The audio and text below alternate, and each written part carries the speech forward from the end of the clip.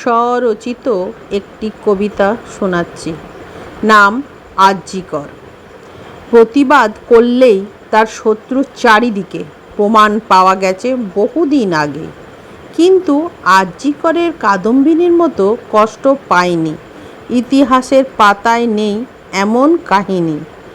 মা বাবা রক্ত জল করে ডাক্তার করলো মেয়েকে, উপহার স্বরূপ দিল দেশকে। পরিবর্তে কি পেল মা বাবা? কাদম্বিনীর নিথর দেহ। দেশ কি ফিরাতে পারবে মা বাবার স্নেহ? তাই আমরা আজ পথে প্রতিবাদ মিছিল করে খুনিদের কঠোর শাস্তি চাই, পুনরায় কেউ না করে।